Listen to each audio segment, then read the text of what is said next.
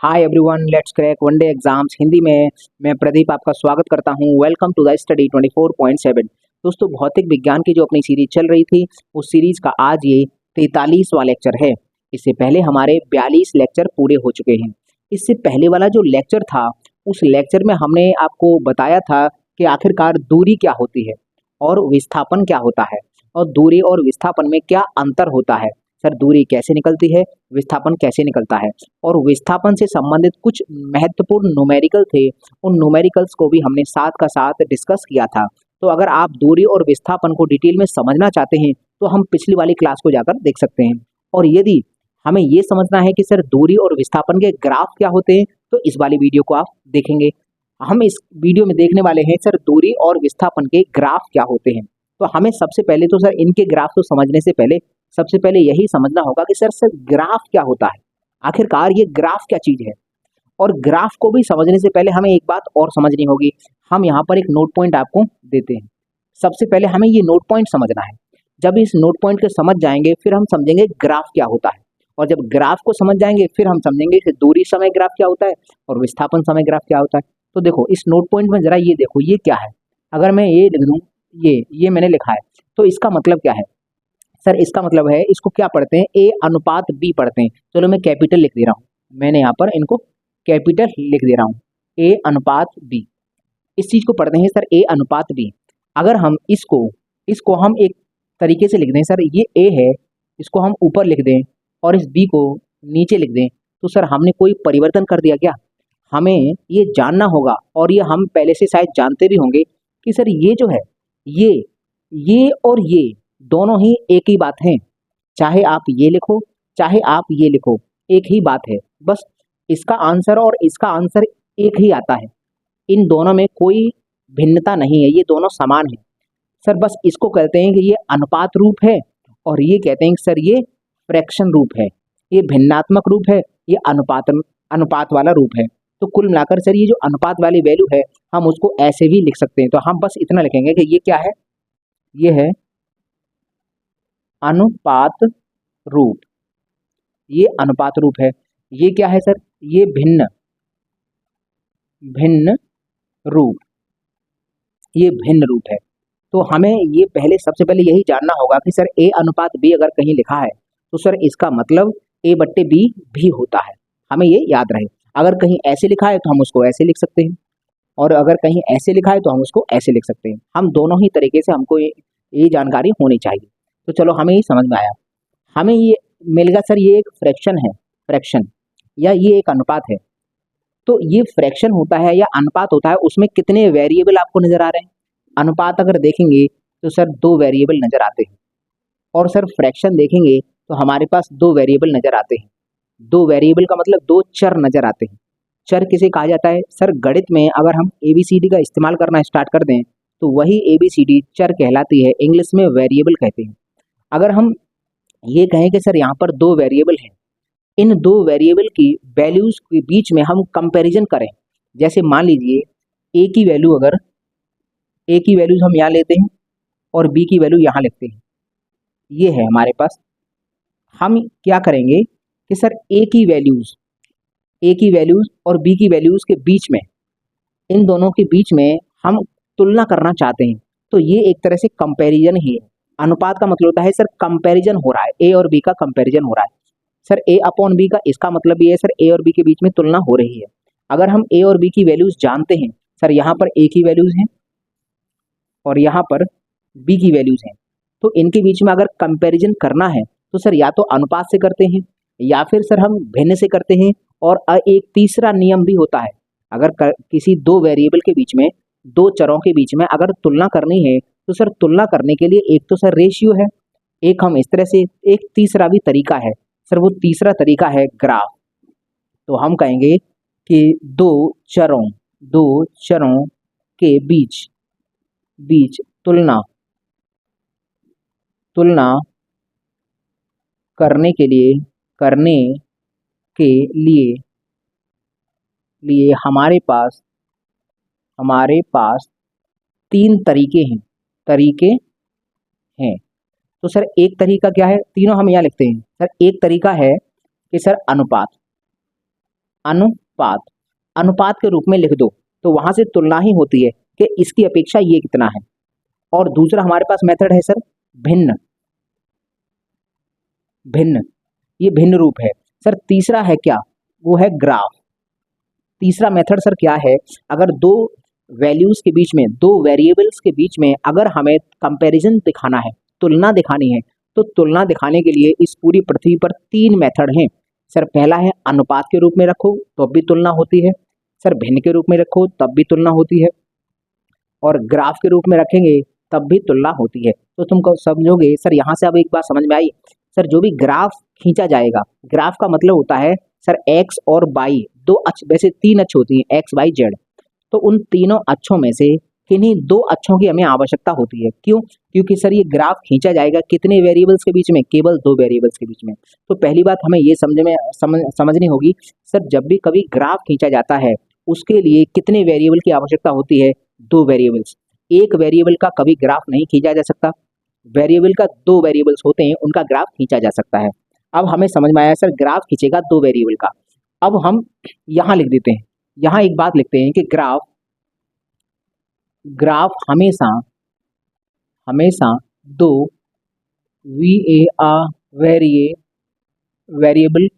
Variables, graph हमेशा दो variables के बीच खींचा जाता है, खींचा जाता है। ग्राफ को हमेशा बनाने के लिए सर केवल दो वेरिएबल चाहिए, ना तो हमें तीन चाहिए और ना ही हम एक पर खींच सकते हैं। तो हमारे पास होने चाहिए मिनिमम दो वेरिएबल। तो हम पहली बात समझ में आया। दूसरी बात कि सर अगर दो वेरिएबल हमको चाहिए तो सर अक्ष भी हमें दो चाहिए, दो एक्सिस चाहिए। एक हम एक्स अक्ष लेकर चलते हैं और एक वाई अक्ष लेकर चलते हैं, जेड अक्ष को नहीं लेते हैं, क्योंकि एक्स और वाई इस तरह से हम दिखा देते हैं लेकिन जेड को इस तरह से दिखाया जाता है, तो हम यहाँ पर लेके नहीं चलेंगे। जब ग्राफ ही हमें बनाना है तो हम दो अक्षों का इस्तेमाल करेंगे, एक एक्स अक्ष और एक वाई अक्ष। तो हम यहाँ कहेंगे कि कोई भी ग्राफ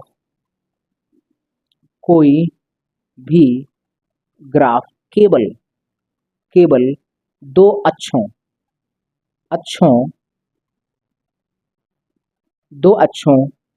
पर ही खींचा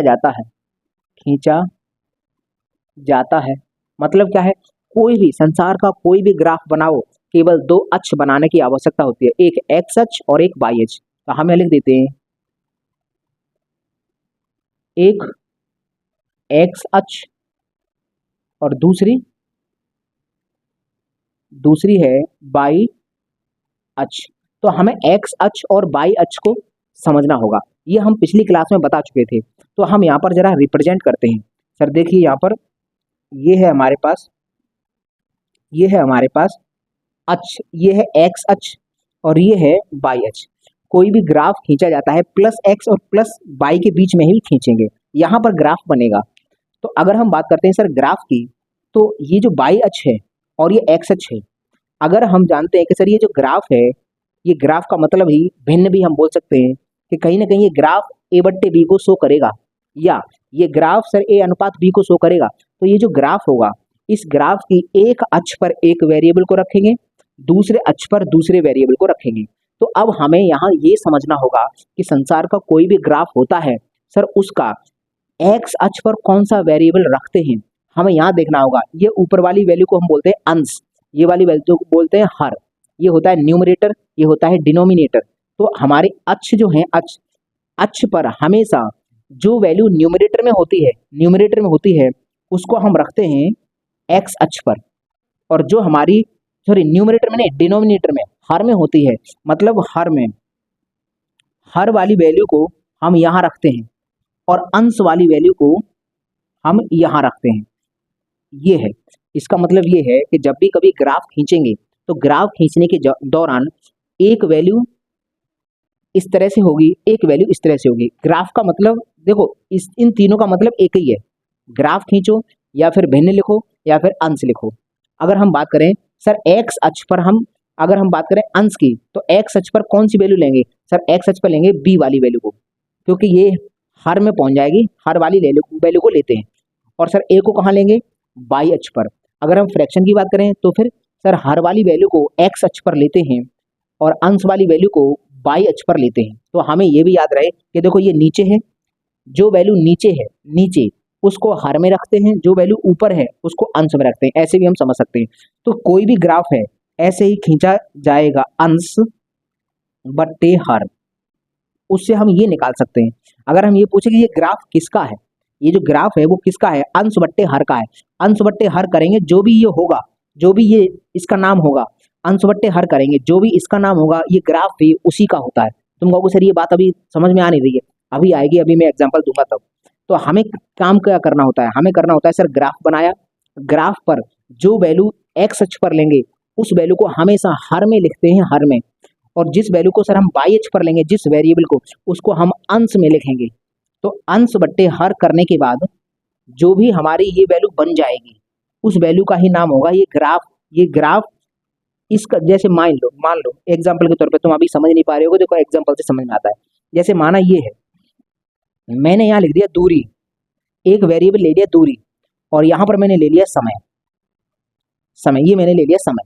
ठीक है भाई, ये हमने एक्स पर और वाई पर। हमें पता है सर, हमें पता है कि सर जब भी कोई ग्राफ खींचा जाता है उस ग्राफ पर ये अंश वाली वैल्यू होती है और ये हर वाली वैल्यू होती है। तो हम अगर यहाँ निकालेंगे अंश बट्टे हर, तो सर क्या निकलेगा, दूरी बट्टे समय, दूरी बट्टे समय आएगा। तो एक बात बताओ, दूरी बट्टे समय क्या होता है, दूरी बट्टे समय होता है चाल।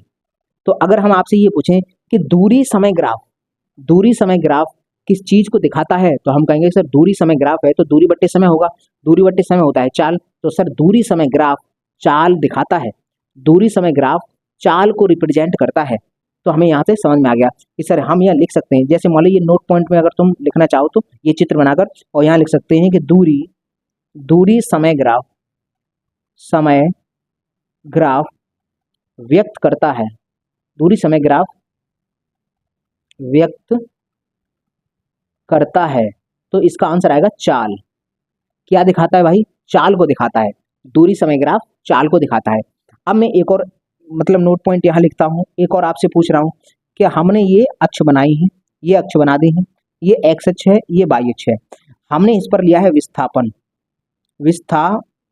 ये विस्थापन ले लिया, और यहाँ पर लिया है हमने समय, यहाँ हमने लिया है समय। तो अगर हम आपसे ये पूछे कि विस्थापन समय ग्राफ है क्या व्यक्त करता है, तो सर विस्थापन समय ग्राफ क्या व्यक्त करेगा, हम निकालेंगे सर विस्थापन ऊपर आएगा और समय नीचे आएगा। तो ये जो होता है ये किसका फॉर्मूला है, सर ये फॉर्मूला होता है वेग का, ये फॉर्मूला होता है वेग का। तो अगर आपसे यह हम सवाल पूछें कि विस्थापन समय ग्राफ किसको व्यक्त करता है, तो सर विस्थापन समय ग्राफ वेग को व्यक्त करता है। तो हम यहाँ लिख सकते हैं कि इसका भी देखो, यहाँ इसके लिए एक लाइन लिखेंगे कि विस्थापन समय ग्राफ वेग को व्यक्त करता है।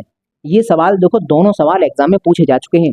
सवाल आया है कि दूरी समय ग्राफ निम्न में से किसको रिप्रेजेंट करेगा, तो दूरी समय ग्राफ है तो सर दूरी बट्टे समय निकालना पड़ेगा, इसका मतलब ये चाल को रिप्रेजेंट करता है। अगला सर अगर हमारा विस्थापन समय ग्राफ है तो ये किसको रिप्रेजेंट करेगा, तो विस्थापन बट्टे समय करना पड़ेगा। तो विस्थापन बट्टे समय किया तो समझ में आ गया सर ये वेग का फॉर्मूला होता है, इसका मतलब ये वेग को रिप्रेजेंट करता है। तो हम यहाँ से एक बात समझ में आया कि सर भविष्य में अगर हमारे सामने कोई भी ग्राफ आएगा, तो सर हम वो बता सकते हैं ये ग्राफ है किस चीज का। तो हम वाई वाली वैल्यू को अंश में रखेंगे और एक्स वाली वैल्यू को हर में रख लेंगे, फिर देख लेंगे ये किसका फॉर्मूला बन रहा है। अगर किसी का फॉर्मूला बन रहा है तो हम कह देंगे ये इसी को व्यक्त करता है। जैसे यहाँ बन रहा था चार का फॉर्मूला तो हम कह दिए चाल को व्यक्त करता है, और यहाँ बन रहा था वेग का फॉर्मूला तो हमने कह दिया वेग को रिप्रेजेंट करता है। तो समझ में आ गया। अगर हम ग्राफ आपके सामने हम लिख दें तो ग्राफ देखकर आप बता दो कि नहीं बताओगे कि किसका मतलब किसको रिप्रेजेंट करता है। जैसे एक मैं एग्जाम्पल पूछता हूँ आपसे, यहाँ पर उदाहरण कुछ पूछ रहा हूँ मैं आपको, बताइए कि बल क्षेत्रफल ग्राफ किसे व्यक्त करेगा। तो तुम कहोगे सर बल क्षेत्रफल, देखो जो पहले नंबर पे लिखा है उसको हम बाई में ही जाते हैं, यहाँ आ जाएगा बल और यहाँ आ जाएगा क्षेत्रफल। तो हम जानते हैं सर बल बट्टे क्षेत्रफल। बताओ भाई, बल बट्टे क्षेत्रफल निकालें तो ये किसका फॉर्मूला होता है? बताओ, बल बट्टे क्षेत्रफल किसका था? हमने बताया था सर ये होता है दाब का फॉर्मूला। तो हम कहेंगे सर ये है दाब का फॉर्मूला। तो हमने अगर आपसे सवाल पूछा है कि बल क्षेत्रफल ग्राफ किस चीज को रिप्रेजेंट करेगा, तो हम कहेंगे सर दाब को रिप्रेजेंट करता है। अगर बल क्षेत्रफल ग्राफ है तो उससे क्या हम निकाल सकते हैं? हम दाब निकाल सकते हैं। बल क्षेत्रफल ग्राफ है तो उससे दाब निकाल सकते हैं। अगला एग्जांपल, जैसे मैंने कहा बल कोमा दूरी, बल दूरी ग्राफ से क्या ज्ञात किया जाता है। सवाल हमारा ये है। तो सर हमने कहा कि सर बल दूरी जो पहले नंबर पर होता है वो बाई पर भेजते हैं। यहाँ आएगा बल, यहाँ आ गया बल, और यहाँ आ जाएगा समय, ये आ गया समय। तो बल बट्टे नहीं, समय कहाँ पर है? ये दूरी है, दूरी।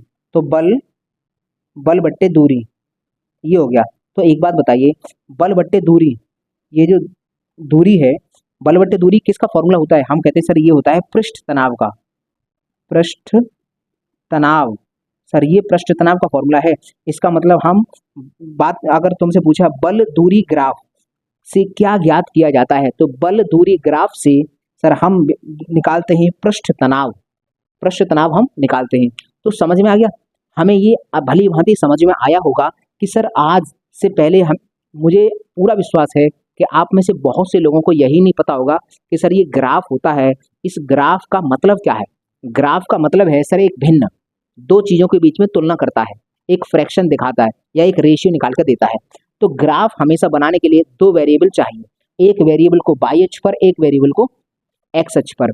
और हम वाई अक्ष वाले को हमेशा अंश मानते हैं और एक्स अक्ष वाले को हमेशा हर मानते हैं। और इतनी हम बात जानते हैं तो सर हमारे पास अगर तमाम हमारे सामने ग्राफ होंगे तो हम ये बता देंगे कि ये ग्राफ किस चीज की गणना करवाएगा। जैसे हमने यहाँ पर हमने बोल दिया आपसे ये वाला कि दूरी समय ग्राफ किसकी गणना करवाता है। हमने कहा सर दूरी समय ग्राफ किसकी गणना करवाएगा, तो तुम कहोगे सर चाल की गणना करवाएगा। और अगर हम बात करें सर विस्थापन समय ग्राफ किसकी गणना करवाएगा, तो ये सर वेग की गणना करवाएगा। अगर हमारे सामने बल क्षेत्रफल ग्राफ है तो गणना करवाता है दाब की। और अगर हमारे पास बल दूरी ग्राफ है तो ये गणना करवाएगा पृष्ठ तनाव की। तो कुल मिलाकर हमें ये जो ग्राफ है, ग्राफ को देखकर ये पता चल जाएगा कि ये गणना किसकी करवाएगा। ग्राफ हमको ये बता देता है सर ये गणना किस चीज की करवाता है। ग्राफ में समझ में आ गया? हमेशा याद रखना वाई वाली वैल्यू को अंश में और एक्स वाली वैल्यू को हर में। समझ में आ गया? अगर कोई उसका फॉर्मूला बनता है तो ये उसी की गणना करवाएगा। और अगर मान लो ऐसा होगा कि सर यहाँ पर और यहाँ पर जो वैल्यू रखी, तो यहाँ की वैल्यू को अंश में लिखने के बाद और यहाँ की वैल्यू को हर में लिखने के बाद वो कोई फॉर्मूला ही नहीं बनता, तो कोई बात नहीं सर, इसके और इसके बीच में अनुपात व्यक्त कर रहा है, तो फिर हम ये पहले नंबर पर लिख देंगे और ये दूसरे नंबर पर लिखेंगे, बीच में अनुपात का चिन्ह लगा देंगे, तो ये बात बोल देंगे। मतलब अगर ये फॉर्मूला किसी का है तो ये उसी को निकलवाएगा, और अगर ये किसी का फॉर्मूला नहीं बन रहा तो सर अनुपात निकाल के देगा। कुल मिलाकर इतनी जानकारी है। तो अभी हम समझे सर ग्राफ आखिरकार क्या होता है। ग्राफ निकाला जाता है दो वेरिएबल्स के बीच में, और ग्राफ को निकालने के लिए दो अक्षों की आवश्यकता होती है, एक एक्स अक्ष और एक वाई अक्ष। दो ही वेरिएबल के बीच में हमेशा ग्राफ खींचा जाएगा। ग्राफ देखकर हम बता सकते हैं ये ग्राफ है किस चीज का, किसकी गणना करवाएगा। ग्राफ को देखकर ही हम बहुत सारे न्यूमेरिकल सॉल्व कर सकते हैं। अब हम समझेंगे सर ये ग्राफ है, ग्राफ बहुत तरह का हो सकता है। सर यहाँ से लाइन खींचेगी, एक लाइन ऐसे जाएगी, तो कुल मिलाकर ये एक्स अक्ष के साथ कुछ ना कुछ कोण बनाएगी। तो जो ग्राफ है ना, वो ग्राफ मान लीजिए एक लाइन कोई ऐसे जा रही है, ये ग्राफ है। अगर कहीं ऐसे जा रही है, ये ग्राफ है। तो कुल मिलाकर बहुत सारे ग्राफ बन सकते हैं। ग्राफ जो है एक्स अक्ष के साथ जो भी कोण बनाता है उसे हम बोलते हैं रेखा की प्रवणता, या हम बोलते हैं उसको ग्राफ की ढाल, स्लोप ऑफ ग्राफ बोलते हैं। तो हम उसी को अभी समझने वाले हैं। पहले आप देखो, अभी मैंने दूरी समय ग्राफ, विस्थापन समय ग्राफ नहीं बताया, अभी मैं बताऊंगा, लेकिन इससे बताने से पहले मैं ग्राफ को पहले समझ लूं ढंग से। तो मैंने अभी ग्राफ समझा है, ग्राफ समझने के साथ मैं बता दूंगा ये ग्राफ है किस चीज का। तो पहले आप इसका स्क्रीनशॉट लीजिए, उसके बाद मैं बताता हूँ स्लोप ऑफ ग्राफ क्या होता है। तो चलिए स्क्रीनशॉट लीजिए। तो चलिए अब हम समझते हैं कि सर रेखा की ढाल क्या होती है। ये है रेखा की ढाल या फिर स्लोप ऑफ ग्राफ।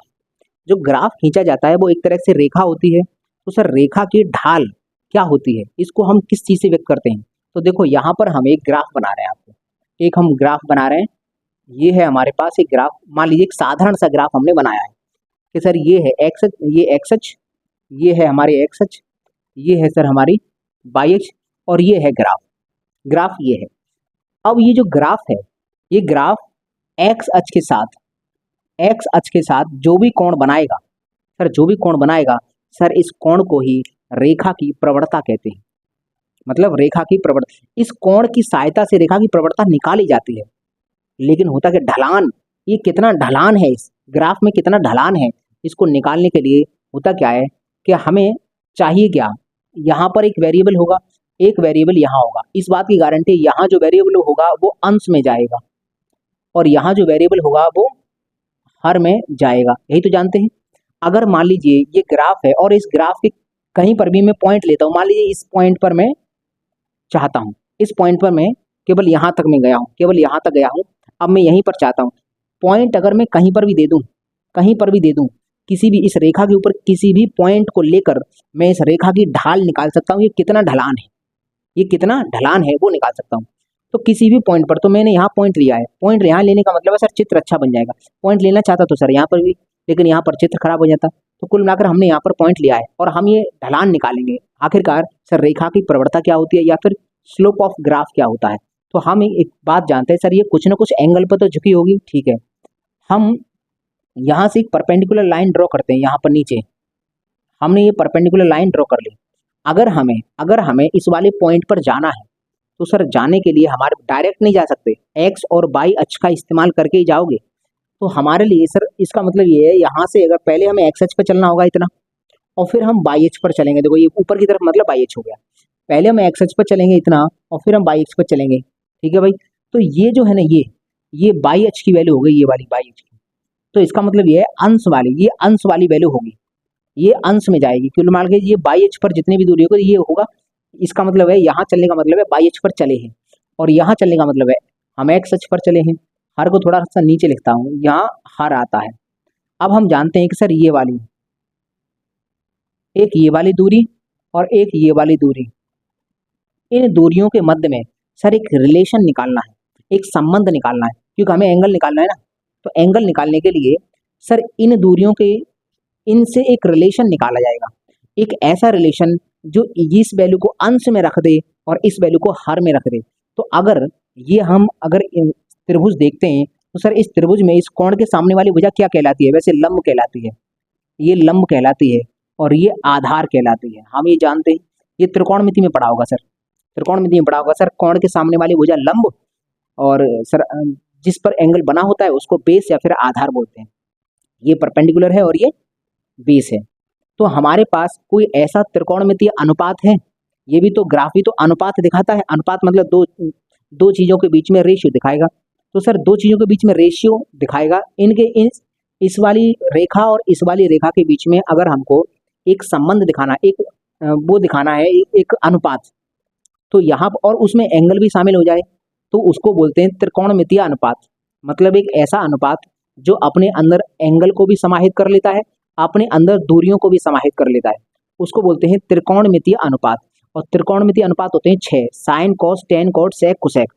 तो उन 6 में से ऐसा कौन सा अनुपात है जो इस वाली भुजा को अंश में रख लेता है और इस वाली भुजा को हर में रख लेता है। अगर तुमको ना पता हो तो हमारे पास एल ए एल बट्टे के ए, ये सब जानते होंगे, ये सब जानते होंगे।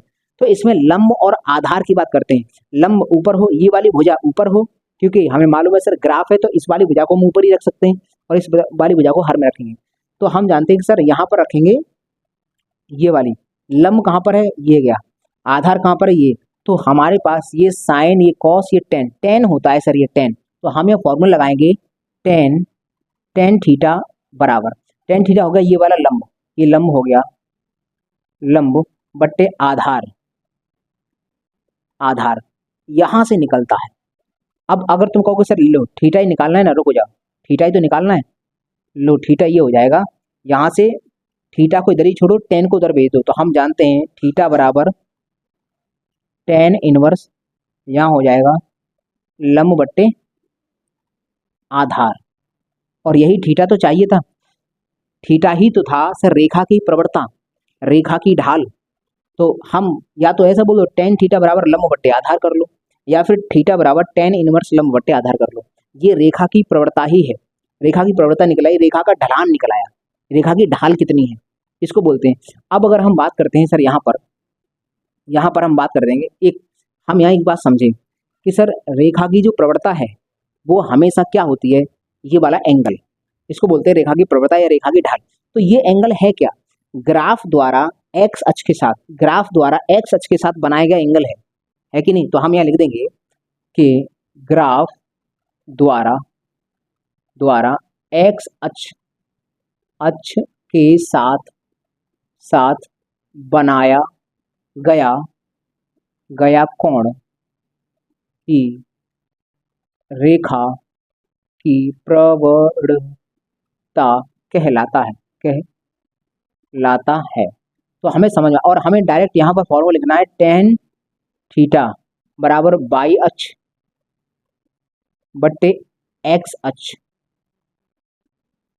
ये टेन थीटा क्या निकाल कर देगा, टेन थीटा निकाल कर देगा बाई अक्ष पर वैल्यू, बाई अक्ष पर कितनी वैल्यू है वो ऊपर रखेंगे, और एक्स अक्ष पर कितनी वैल्यू है वो नीचे रखेंगे। ये टेन थीटा निकाल कर देता है। तो यहाँ से हमें पता चला सर रेखा की प्रवणता हमें पता चल गई सर ये होता है।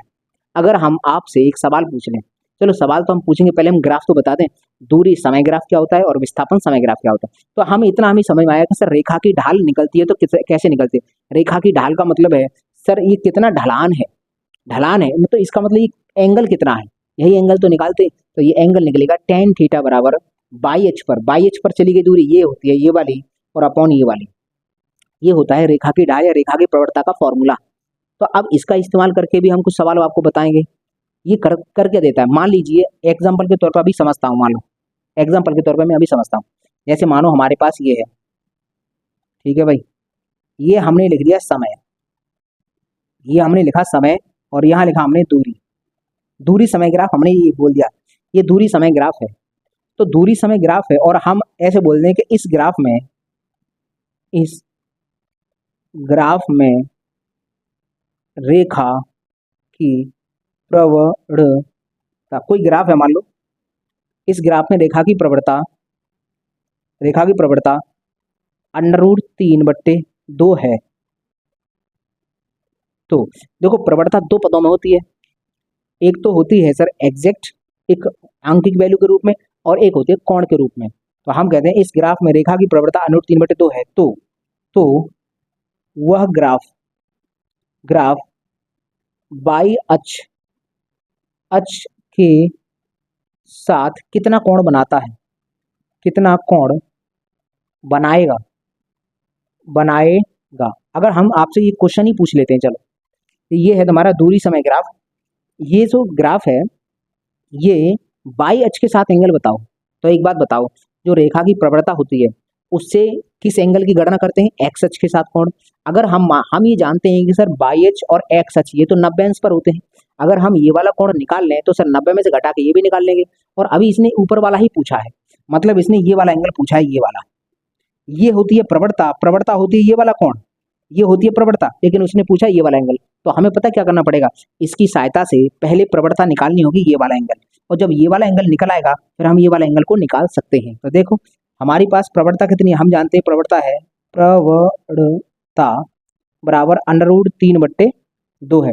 तो प्रवणता का फॉर्मूला क्या होता है, प्रवणता का फॉर्मूला है टेन थीटा बराबर √3/, अच्छा एक बात बताओ, टेन की टेबल में √3/2 किसकी वैल्यू है, 60 की वैल्यू होती है। तो टेन 60, तो 10 से 10 कटेगा तो थीटा बराबर कितना आया, 60 अंश आ गया सर। तो इसका मतलब सर ये वाला एंगल है, ये तो 60 अंश आ गया, हमें चाहिए ये वाला एंगल। तो फिर इसका अभीष्ट कोण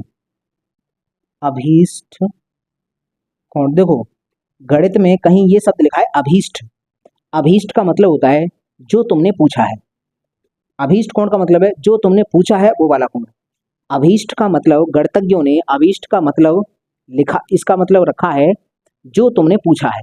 तो कुल मिलाकर जो तुमने पूछा है वो कोण कितना निकलेगा, 90 में से 60 घटाएंगे, 90 में से 60 घटाएंगे तो कितना आएगा, 30 अंश। समझ में आ गया। तो ये हो गया सर, बहुत आसान सवाल सर, बहुत आसान तरीके से दे दिया। दूसरा और भी हमारे पास तरीके हो सकते हैं। तो अभी क्या है कि हमने दूरी समय ग्राफ समझाया तो है नहीं, दूरी समय ग्राफ तो बताया नहीं है। अभी ये ग्राफ बताया नहीं है तो हम एक सवाल ही समझ रहे हैं अभी। तो ये आसान तरीके से हम ऐसे निकाल सकते हैं, छोटे छोटे न्यूमेरिकल आते हैं वो हम कर लेंगे। पहले आप एक काम करिए, इसका लीजिए स्क्रीनशॉट, उसके बाद हम समझते हैं कि सर दूरी समय ग्राफ क्या है और विस्थापन समय ग्राफ क्या है। तो चलिए पहले आप इसका स्क्रीनशॉट लीजिए। तो चलिए अब हम समझते हैं कि दूरी समय ग्राफ क्या होता है। देखो, तो हम यहाँ पर पहले सबसे देखो, हम ये समझ तो चुके हैं ग्राफ आखिर क्या क्या होता है, समझ गए। सर दूरी समय ग्राफ क्या है, तो हम पहले लिख देते हैं सर दूरी और समय के बीच खींचा गया ग्राफ होगा, वह दूरी समय ग्राफ कहलाता है। तो इस बात को लिखो, हमारे साथ ही आप लिखो पहले, फिर हम समझते हैं इसको। तो हम लिखेंगे दूरी, दूरी तथा समय, समय के बीच खींचा गया ग्राफ, खींचा गया ग्राफ ही दूरी समय ग्राफ कहलाता है। दूरी समय ग्राफ कहलाता है। समझ में आ गया सर? दूरी समय ग्राफ क्या है, दूरी और समय के बीच में अगर ग्राफ खींचोगे तो दूरी समय ग्राफ होगा।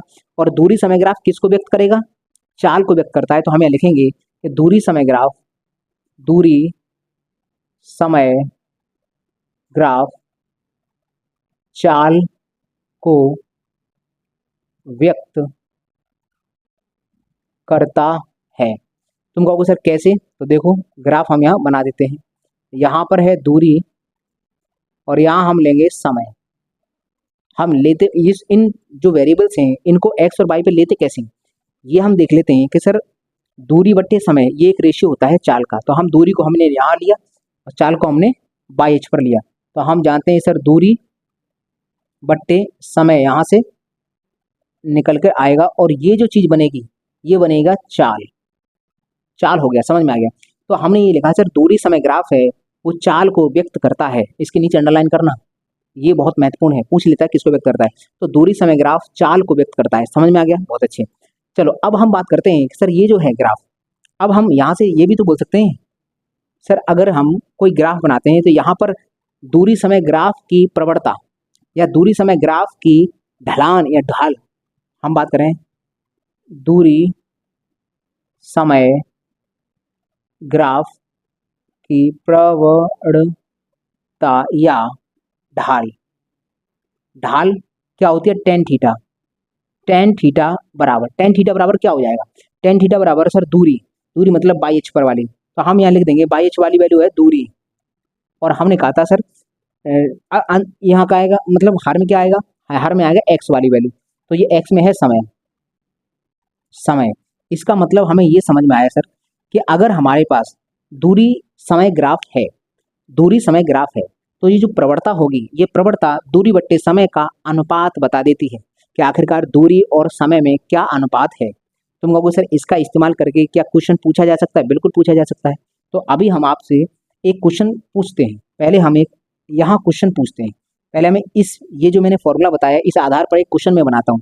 जैसे दूरी समय ग्राफ, दूरी समय ग्राफ, दूरी समय ग्राफ एक्स अक्ष, अक्ष के साथ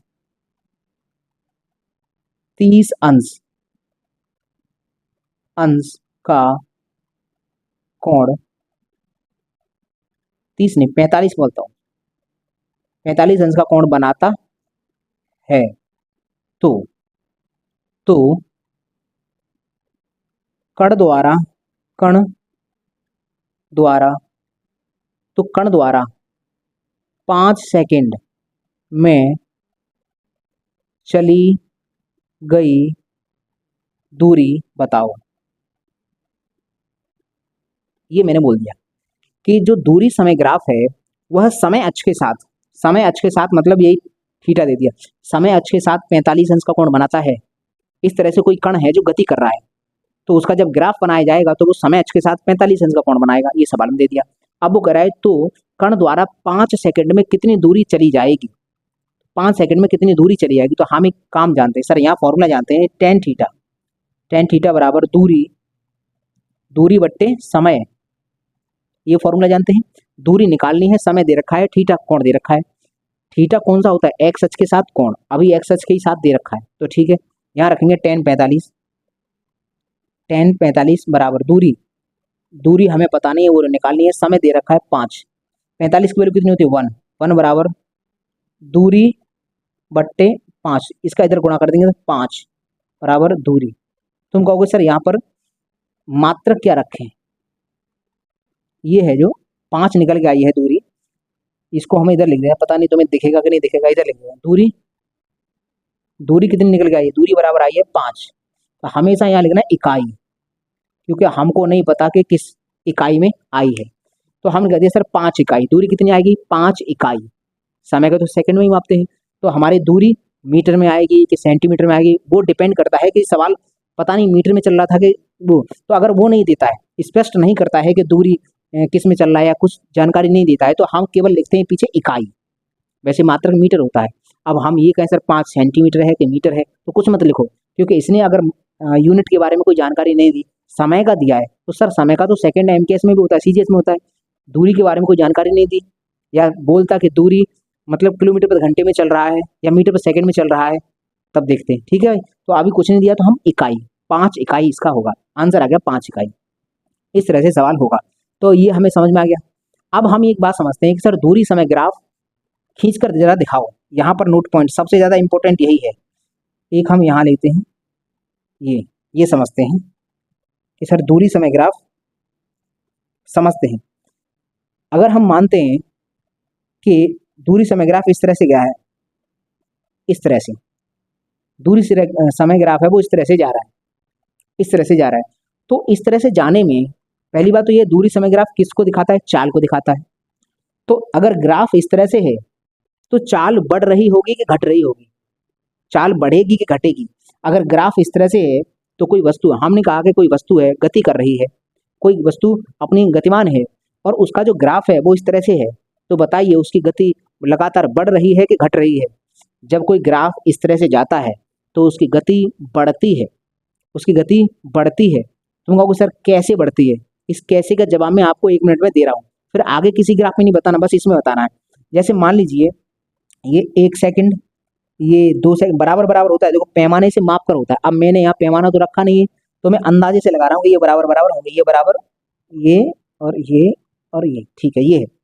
तो हम देखते हैं सर चाल, वो कह रहा है कि ये वाला ग्राफ है तो सर चाल बढ़ रही है, कैसे बढ़ रही है जरा दिखाना। तो देखो हम यहाँ पर लाइन खींचते हैं इस वाले पॉइंट पर, तो इस वाले ये पॉइंट आया, तो यहाँ से खींचते हैं तो ये बराबर ये हो गया, समझ में आ गया सर। अगर ये है 1 सेकंड, 2 सेकंड, 3 सेकंड, 4, 5, इनको थोड़ा बड़ा लिखने दो क्योंकि ज़्यादा छोटा लिखेंगे दिखेगा नहीं तुमको।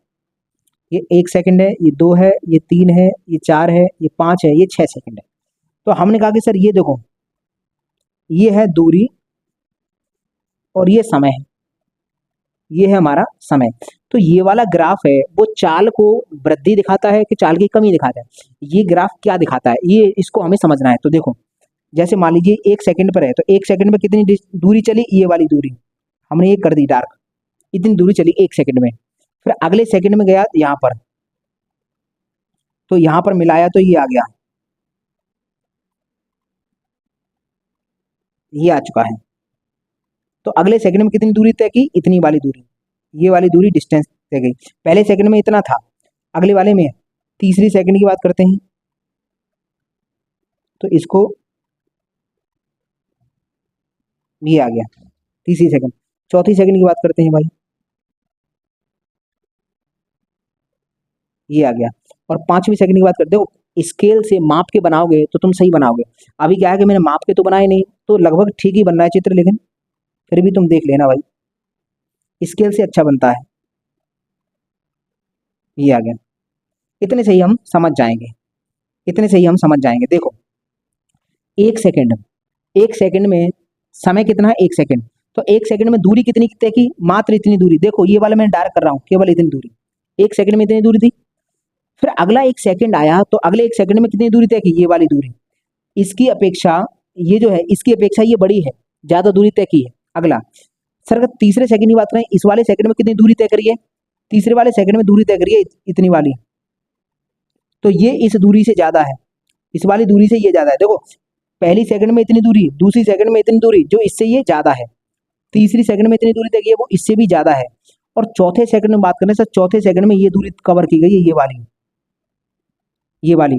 और पांचवें सेकंड में बात करें तो 5 सेकंड में इतनी दूरी तय करी गई है, इतनी वाली। तो एक बात हमें समझ में आती है कि सर देखो, पहले सेकंड में एक शुरुआत की 1 सेकंड थी, उसमें मात्र इतनी दूरी तय करी, इतना रास्ता तय कर लिया। अगली 1 सेकंड थी, उसमें इससे थोड़ा ज़्यादा रास्ता है। अगली एक और सेकंड थी, उससे भी ज़्यादा रास्ता है। अगली एक और सेकंड थी तो और भी ज़्यादा रास्ता है। मतलब ये इसकी जो गति है वो कैसे हो रही है। मान लो शुरुआत की, अगर चाल एक समान होती तो क्या होता कि पहले सेकंड में अगर 5 मीटर चली है तो अगले सेकंड में फिर 5 चलेगी, अगले सेकंड में फिर 5 चलेगी, यही तो होता। लेकिन ये क्या है कि पहले सेकंड में इसने इतनी दूरी तय की, दूसरे सेकंड में इससे ज़्यादा तय करी, और तीसरे सेकंड में इससे भी ज़्यादा तय करी, चौथे सेकंड में इससे भी ज़्यादा तय करी, पांचवें सेकंड में सर इससे भी ज़्यादा रास्ता तय कर लिया। इसका मतलब क्या है कि पहले सेकंड में इसकी चाल कम रही होगी, दूसरे सेकंड में जब गई होगी तो दूरी ज़्यादा तय करी है, तो इसका मतलब चाल बढ़ा ली होगी। जब तीसरे सेकंड में आया है तो यहाँ से भी ज़्यादा वहाँ पर निकली है दूरी, तो सर वहाँ चाल और ज़्यादा कर ली होगी। चौथे सेकंड में और ज़्यादा दूरी तय करी है, इसका मतलब चाल और बढ़ाई होगी। इसका मतलब क्या समझ में आया कि जब ऐसे ग्राफ होता है, इसका मतलब चाल में वृद्धि, ये क्या है, चाल में वृद्धि को दिखाता है, ये चाल में वृद्धि को दिखा रहा है। तो अगर कोई ऐसा ग्राफ होगा, दूरी समय ग्राफ है, वो इस तरह से है, तो हम कहेंगे सर ये चाल में वृद्धि है, वृद्धि। समझ में आ गया, चाल में वृद्धि कैसे है। देखो पहले सेकंड में हम यहाँ देखते हैं, पहले सेकंड में इतनी दूरी, और सर पांचवें सेकंड में इतनी दूरी, ये कैसे हुआ भाई। अगर समय बराबर है और चाल अगर एक समान होती है तो पहले सेकंड में अगर 10 मीटर गया है तो मतलब पांचवें, छठवें, सातवें सब में 10 ही 10 मीटर जाता। लेकिन देखो सर, पहले सेकंड में इतना है और लास्ट में इस सेकंड में इतना है, मतलब हर सेकंड में बढ़ती जा रही है दूरी। इसका मतलब चाल भी बढ़ती जा रही होगी। ये चाल में वृद्धि को दिखाने वाला ग्राफ है। तो अब मैं यहाँ से एक ग्राफ मैंने समझा दिया, इसकी सहायता से मैं इसके 5 ग्राफ हैं, इसके यहीं पर दिखा देता हूँ। देखो देखो, इसके 5 ग्राफ होंगे। अगर ग्राफ इस तरह से है और एक ग्राफ है इस तरह से, ठीक है भाई, और एक ग्राफ है इस सी तरह से एकदम सीधा, ये वाला एक ग्राफ है। और एक ग्राफ में खींचता हूँ, इसको थोड़ा ऊपर खींच, एक ग्राफ में खींच रहा हूँ इस तरह से, ठीक है भाई। ये हो गए 4 ग्राफ। ये इसका नाम देता हूँ मैं, ए है, ये बी है, ये सी है, ये डी है। इसमें ये जो ग्राफ हैं, ये क्या है, दूरी समय ग्राफ है, दूरी समय ग्राफ, दूरी समय ग्राफ। तो हम यहाँ पर लिख देंगे दूरी और ये है समय। ये एक नोट पॉइंट हो गया। इसके माध्यम से मैं समझा कि आखिरकार ये वाला जो ग्राफ है वो चाल में वृद्धि को दिखाता है। तो क्यों दिखाता है, समझ में आ गया। सर देखो ऐसे दिखा रहा था, पैमाने से बनाएंगे, स्केल से नाप के बनाएंगे तो एकदम अच्छे से समझ में आएगा। इसको अब तुम्हारा काम है, इसको जाके पैमाने से बराबर बराबर दूरी लेकर और इसको समांतर रेखाएं खींच खींच कर इसको दूरी को यहाँ पर चेक करना, ठीक है भाई, अगर ऐसा ग्राफ खींचना है तो। अगर हम बात करते हैं, ये है हमारे पास सर 4 ग्राफ। ये क्या दिखाएगा सर, ये वाला, ये ग्राफ पता क्या दिखा रहा है कि देखो समय की जो लाइन है वो तो बढ़ती जाएगी, समय तो रुकता नहीं है। समय कभी रुकता है क्या, समय न तो रुकता न तो वापस लौट के आता, समय सर चलता ही जाता है। तो देखो अगर यहाँ पर दूरी मान लीजिए, यहाँ पर मान लीजिए यहाँ तक 20 मीटर है, ये 20 मीटर वाली रास्ते, आदमी गया 20 मीटर चल लिया, अब यहाँ पर खड़ा हो गया। ये खड़ा होने के बाद देखो समय तो बढ़ता जा रहा है, देखो समय बढ़ रहा है लेकिन ये ऊपर नहीं बढ़ रहा। इसका मतलब ये है कि समय तो बढ़ता जा रहा है लेकिन इसकी दूरी 20 ही मीटर है। 1 घंटे बाद देखा अभी भी दूरी 20 मीटर है, अगले घंटे बाद देखा 20 मीटर। अगर थोड़ा बहुत हिलता डुलता या थोड़ा भी चलता तो 20 से तो थोड़ी बढ़ती, लेकिन समय तो बढ़ता जा रहा है, देखो समय बढ़ रहा है लेकिन ये व्यक्ति की दूरी बढ़ नहीं रही। इसका मतलब ये बैठ चुका है व्यक्ति, आराम से बैठा है, इसका मतलब ये विराम अवस्था में है। तो अगर ये वाला ग्राफ है दूरी समय ग्राफ, दूरी समय ग्राफ अगर समय अक्ष के साथ समांतर आ जाए, दूरी समय ग्राफ समय अक्ष के साथ समांतर हो तो इसका मतलब है वस्तु मतलब स्थिर है, वस्तु विराम अवस्था में है। हम कहेंगे यहाँ पर विराम अवस्था, विरामावस्था। समझ में आ गया। सवाल कैसे पूछेगा सर इस ग्राफ से, सवाल लिखित में पूछेगा, ऐसे पूछेगा अगर दूरी समय ग्राफ, दूरी समय ग्राफ समय अक्ष के साथ समांतर हो जाता है, समय अक्ष के साथ समांतर हो जाता है तो बताइए वो वस्तु किस तरह से गतिमान होगी। गतिमान होगी कि क्या होगा, तो वस्तु की स्थिति क्या रहेगी, तो वस्तु विराम अवस्था में होगी, ये विराम में होगी। इस वाले ग्राफ को हमने अभी समझा, ये वाला चाल, चाल में वृद्धि, चाल में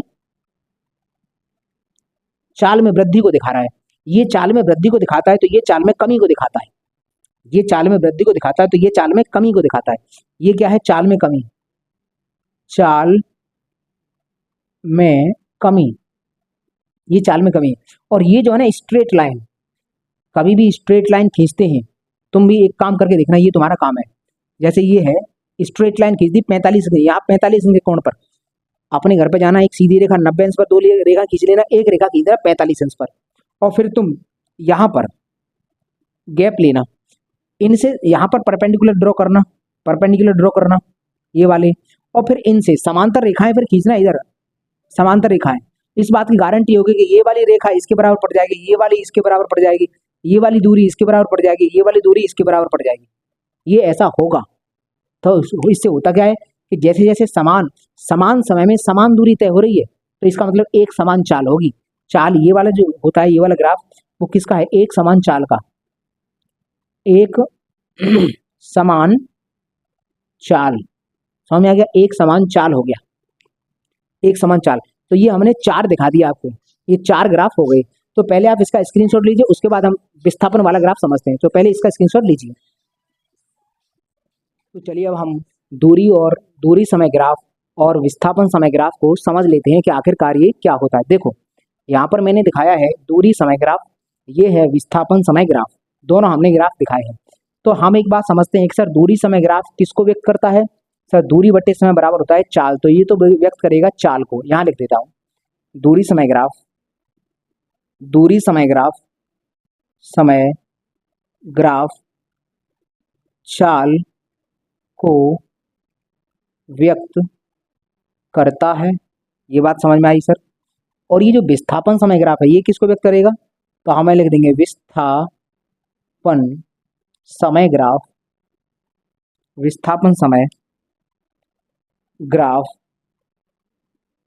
वेग को व्यक्त करता है, व्यक्त करता है। अब हम यहाँ समझेंगे सर ये वाला जो ग्राफ है, वो इस ग्राफ का क्वेश्चन कैसे बन के आएगा? क्वेश्चन ऐसे बन के आएगा कि अगर दूरी समय ग्राफ समय अक्ष के साथ समांतर हो जाता है तो वस्तु किस अवस्था में होगी? हम कहेंगे विराम अवस्था में। तो ये जो ए है ए का मतलब है वस्तु विराम अवस्था, विराम अवस्था में। समझ में आ गया? वस्तु विराम है। सवाल कैसे बनेगा? सवाल ऐसे ही बनेगा, अगर कोई वस्तु, किसी वस्तु का दूरी समय ग्राफ समय अक्ष के साथ समांतर हो जाता है तो वह वस्तु किस अवस्था में होगी? हम कहेंगे विराम अवस्था में होगी।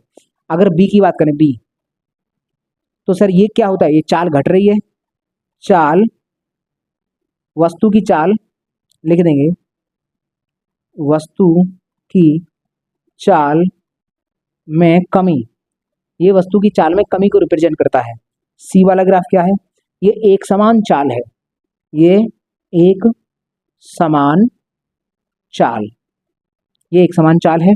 और जो डी ग्राफ है, डी वाला, ये वाला, ये चाल में वृद्धि को दिखाता है। इसको हमने डिटेल में समझा था। ये क्या है?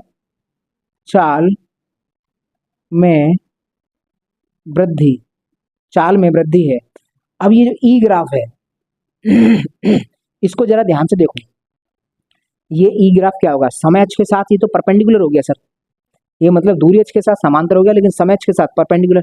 एक बात बताओ, दूरी बढ़ती जाए और समय रुक जाए, इसका मतलब पता क्या होगा? समय आगे बढ़ ही नहीं रहा है। ये समय की लाइन थी, अगर आगे बढ़ता तो समय बढ़ रहा है, लेकिन इसका मतलब क्या है कि सर दूरी तो देखो बढ़ती जा रही है लेकिन समय बढ़ ही नहीं रहा है। क्या कभी ऐसा हो सकता है कि समय रुक जाए? समय कभी नहीं रुक सकता। तो समय अक्ष के साथ कभी भी कोई चीज परपेंडिकुलर नहीं हो सकती। कोई भी संसार का ग्राफ समय अक्ष के साथ परपेंडिकुलर कभी नहीं हो सकता। क्यों? क्योंकि समय अक्ष के साथ परपेंडिकुलर का मतलब है समय रुक गया, और समय कभी रुकता नहीं है। तो हम कहेंगे ये ग्राफ है असंभव, असंभव। तो हम क्या कह देंगे? असंभव, असंभव ग्राफ। ये असंभव ग्राफ की स्थिति है। यहाँ पर देखते हैं तो यहाँ पर ये टी असंभव है। तो हम यहाँ पी की बात करते हैं, पी बताओ किस तरह से है? तो पी कहेंगे ये विस्थापन समय ग्राफ है, तो सर वेग का होगा, वेग को रिप्रेजेंट करेगा। तो हम बात करें सर, अगर कोई गतिमान गाड़ी है, उसका विस्थापन समय ग्राफ समय के साथ समांतर हो जाता है तो उसका वेग कैसा होगा? एक समान वेग होगा। यहाँ से मैं थोड़ा आपसे क्वेश्चन पूछता हूँ, तुम अपना दिमाग लगाना। मैं क्वेश्चन पूछा है कि यदि एक गतिमान गाड़ी का वेग समय ग्राफ समय अक्ष के साथ समांतर हो जाता है, समय अक्ष के साथ समांतर हो जाता है, तो उस गाड़ी का एक्सीलरेशन बताओ, त्वरण। अब बताओ कितना होगा त्वरण, एक्सीलरेशन कितना होगा? क्योंकि देखो अभी त्वरण पढ़ा नहीं है, लेकिन फिर मैं बताता हूँ। त्वरण का फॉर्मूला तुमको याद होगा। त्वरण का फॉर्मूला क्या था? वेग परिवर्तन बट्टे समय। वेग में कितना परिवर्तन आ रहा है बट्टे समय। लेकिन तुम कहोगे सर अगर ऐसे चल रहा है, ऐसे चल रहा है, तो उसका एक समान, मतलब ये विराम अवस्था हो जाएगी कुल मिलाकर। ये तो विराम अवस्था नहीं, एक समान वेग ये वाला है। इस वाली कंडीशन में पूछूंगा सवाल, ये गलत पूछ लिया मैंने। ये तो विराम अवस्था है। मतलब क्या है कि इसका जो विस्थापन है, विस्थापन बदल ही नहीं रहा लेकिन समय बढ़ रहा है, तो ये विराम अवस्था है। यहाँ पर जो सवाल पूछ रहा था वो मैं यहाँ पूछूंगा। तो हम यहाँ बात करते हैं, ये क्या है? विराम अवस्था। विरामावस्था, विराम अवस्था है। ये क्या है भाई? जो Q है, ये क्या है? वेग में कमी है। ये वेग में कमी, वेग में कमी को रिप्रेजेंट करेगा। और ये सर क्या है? एक समान वेग।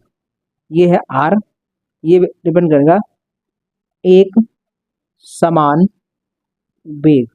ये याद रखना कि ये 45 अंश होता है। एक समान वेग वाली जो लाइन है वो 45 पर होती है, ये 45 पर होती है, 45 अंश पर। समझ में आ गया? एक समान वेग का मतलब 45 अंश के कोण पर चलेगी। ठीक है, तो अगर ये जा रही है रेखा 45 अंश के कोण पर है, ये एक समान वेग हो गया। एस देखो, एस क्या है? एस ये वेग में वृद्धि है, वेग में वृद्धि है, वेग, वेग में वृद्धि, ये वेग में वृद्धि है। और ये टी क्या है? टी सर ये असंभव है, असंभव। ये असंभव ग्राफ है, ये ग्राफ हो ही नहीं सकता। कुल मिलाकर ये वाला ग्राफ हो ही नहीं सकता।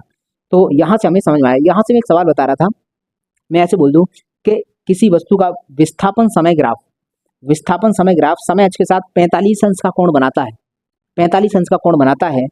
और एक स्ट्रेट लाइन है, 45 का कोण बनाते हुए स्ट्रेट लाइन है ये वाली। तो सर ये वाली क्या थी? एक समान वेग, एक समान वेग हो गया। तो मैं कहूँगा अगर कोई विस्थापन समय ग्राफ है, समय अक्ष के साथ 45 अंश का कोण बनाता है, एक स्ट्रेट लाइन है, तो उसका एक्सीलरेशन कितना होगा?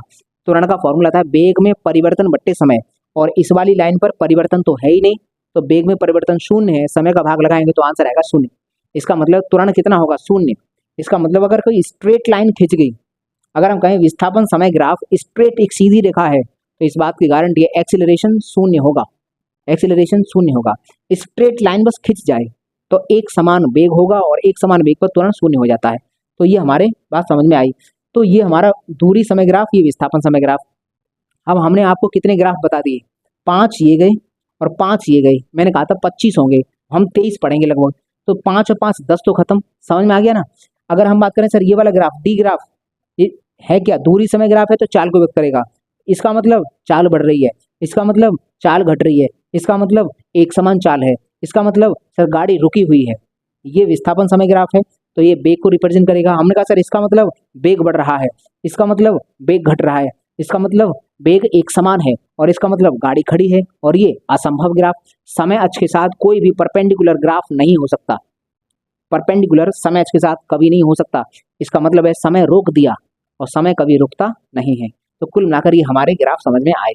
अगला हमारा टॉपिक आएगा चाल और वेग। आखिरकार चाल क्या होता है, वेग क्या होता है, वहां से किस तरह से फॉर्मूले बनेंगे तो हम देखेंगे आगे। ठीक है भाई, तो चलिए अब आज के लिए इतना ही रखेंगे। ये आपका आज का हुआ, और यहाँ से आप पहले इसका स्क्रीनशॉट लेंगे, उसके बाद फिर अगली क्लास का इंतजार करेंगे। देखो क्लास जरा देखते रहो, क्लास मेरी जो रेगुलर आती है उसको देखो, स्किप मत करो। कुल मिलाकर ये स्किप मत करो, स्किप बिना किए। अगर तुम्हें लगता है कि सर ये थोड़ी सी छोटी छोटी बातें हैं, या फिर ये बात मुझे आती है, तो वीडियो को फास्ट कर लो, लेकिन कभी क्लास को स्किप मत कर देना, क्योंकि पता नहीं मैं स्किप कर दिया और मैंने शायद वही इंपॉर्टेंट बात बता दी, तो इसलिए स्किप मत करना।